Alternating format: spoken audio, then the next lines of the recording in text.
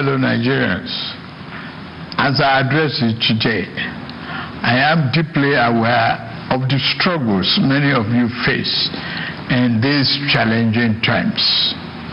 Our administration knows that many of you struggle with rising costs and the search for meaningful employment. I want to assure you that your voices are heard. As your president, I assure you that we are committed to finding sustainable solutions to alleviate the suffering of our citizens. Once again, I plead for your patience as the reforms we are implementing show positive signs, and we are beginning to see the light at the end of the tunnel. Exactly 64 years ago, our founding fathers chose democracy as a form of government and launched the dream of a great country that will lead the rest of Africa out of poverty, ignorance, and underdevelopment. A beacon of hope for the rest of Africa and the world. Over 6 decades later, we can look back, and Nigerians worldwide can see how well we have succeeded in realizing the lofty dream of our founding fathers. The world is witnessing and benefiting from the can-do spirit of Nigerian people, our massive intellectual capacity, and our enterprise and industry in all vocations, from art to science, technology to infrastructure. The dreams that our founding fathers envisaged are still work in progress. Every day, we put our hands on the plow, determined to do a better job of it. While it is tempting to focus on what has been left undone and where we have stumbled as a nation, we must never lose sight of how far we have come in forging and holding our country together. Since independence, our nation has survived many crises and upheavals that led to the dissolution and disintegration of many other nations worldwide. 6 years after independence, our country descended into a political crisis that led to a bitter and avoidable civil war. Since returning from the brink of that darkest moment, we have learned to embrace our diversity and manage our differences better as we continue to work towards engendering a more perfect union. Despite the many challenges that buffeted our country, we remain a strong, united, and viable sovereign nation. Dear compatriots, our independence anniversary gave us another chance to reflect on how far we have gone in our journey to nation building and to renew our commitment to building a better nation that will serve present and future generations of Nigerians. While we celebrate the progress we have made as people in the last 64 years, we must also recognize some of our missed opportunities and mistakes of the past.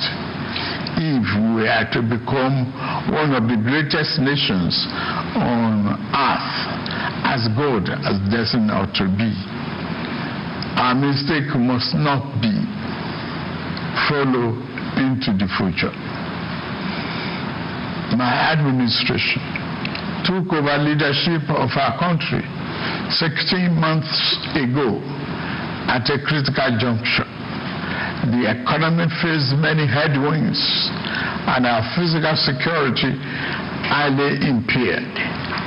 We found ourselves at a decent crossroad where we must choose between two paths: reform for progress and prosperity, or carry on the business as usual and collapse. We decided to reform our political economy and defense architecture. On the security front, I am happy to announce to you, my compatriots, that our administration is winning the war on terror and banditry. Our target is to eliminate all threats of Boko Haram, banditry, kidnapping for ransom, and the scourge of all forms of violent extremism. Within 1 year, our government has eliminated many Boko Haram and bandit commanders faster than ever. As of the last count, over 300 Boko Haram and bandit commanders have been eliminated by our gallant troops in the northeast, northwest, and some other part of the country. We have restored peace to hundreds of communities in the north, and thousands of our people have been able to return home. It is an unfinished business, I agree, which our security agencies are committed to ending as quickly as possible. As soon as we can restore peace to many communities in the troubled part of the north, our farmers can return to their farms. We expect to see a leap in food production and a downward spiral in food costs. I promise you, we shall not falter on this. Our government has been responding to the recent natural disasters, particularly the flooding in the part of the country. After Vice President Kashim Shettima visited Maiduguri, I also visited to assure our people that this federal government will always stand with our people in their times of trouble. At the last meeting of the Federal Executive Council, we approved a disaster relief fund to mobilize private and public sector funds to help us respond faster to emergencies. Our government has also ordered the integrity tests of our dams in the country to avert future disasters. The economy is undergoing the necessary reforms and retooling to serve us better and more sustainably. If we do not correct the physical misalignment that led to the current economic downturn, our country will face an uncertain future and the peril of unimaginable consequences. Thanks to the reform, our country attracted foreign direct investment worth more than $30 billion in the last year. Fellow compatriots, our administration is committed to free enterprises, free entry and free exit in investment while maintaining the sanctity and efficacy of our regulatory processes. This principle guides the divestment transaction in our upstream sector, where we are committed to changing the fortune positively. As such, ExxonMobil surplus divestment will receive ministerial approval in a matter of days, having been concluded by the regulator, NUPRC, in line with the Petroleum Industry Act, PIA. This was done in the same manner as other qualified divestment approved in the sector. The move will create vibrancy and increase oil and gas production positively impacting our economy. The more disciplined approach adopted by the central bank to monetary policy management has ensured stability and predictability in our foreign exchange market. We inherited a reserve of over 33 billion 16 months ago. Since then, we have paid back the inherited forex backlog of 7 billion. We have cleared the ways and means debt of over 30 trillion naira. We have reduced the debt service ratio from 97% to 68%. Despite all this, we have managed to keep our foreign reserve at 37 billion.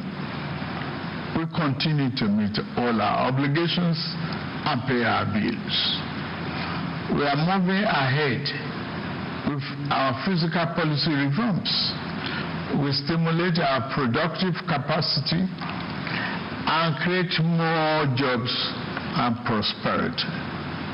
The Federal Executive Council approved the Economic Stabilization Bill, which will now be transmitted to the National Assembly.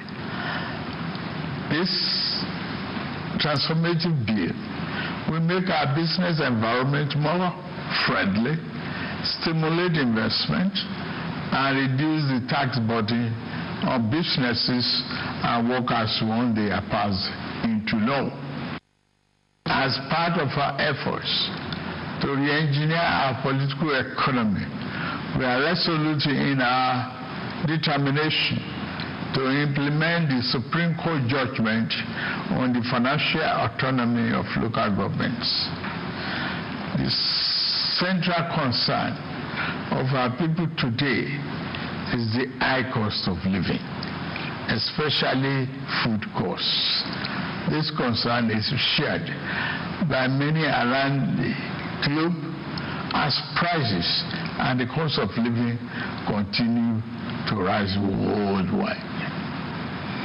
My fellow Nigerians, please be assured that we are implementing many measures to reduce the cost of living at home.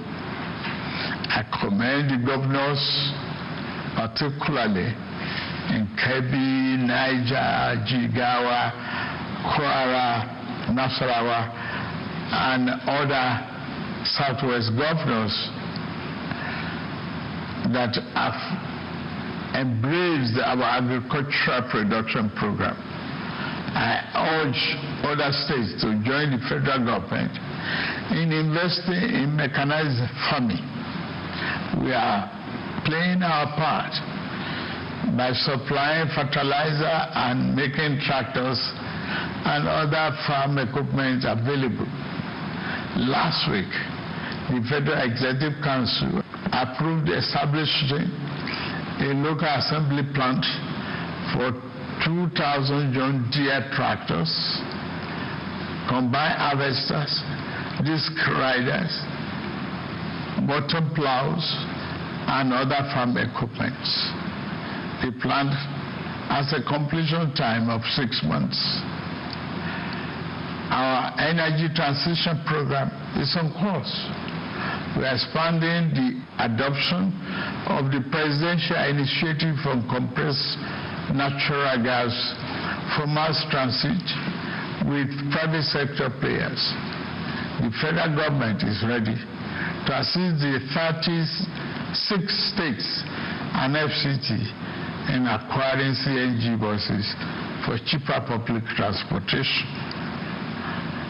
Fellow Nigerians, while we are working to stabilize the economy and secure the country, we also seek to foster national unity and build social harmony and cohesion.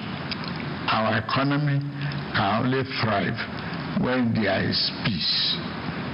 As we work to overcome the challenges of the day, we remain mindful of next generation as we seek to galvanize their creative energy towards a better future. We live today with the future we wish to bequeath to our children in focus. Recognizing that we cannot design a future that belongs to them without making them its architects. Considering this, I am pleased to announce the gathering of a national youth conference. This conference will be a platform to address the diverse challenges and opportunities confronting our young people, who constitute more than 60% of our population. It will provoke meaningful dialogue and empower our young people to participate actively in nation building by ensuring that their voices are heard in shaping the policies that impact their lives. We are creating a pathway for a brighter tomorrow. The 30-day conference will unite young people nationwide to collaboratively develop solutions to issues such as education, employment, innovation, security, and social justice. The modality of this conference and selection of delegates will be designed in close consultation with our young people through their representatives. Through this conference, it will be our job as leaders to ensure that their aspirations are at the heart of the conference deliberations. The government will thoroughly consider and implement the recommendations and outcomes from this forum as we remain resolute in our mission to build a more inclusive, prosperous, and united Nigeria. Our government is implementing several other youth-centric programs to give our young people an advantage in rapid changing world.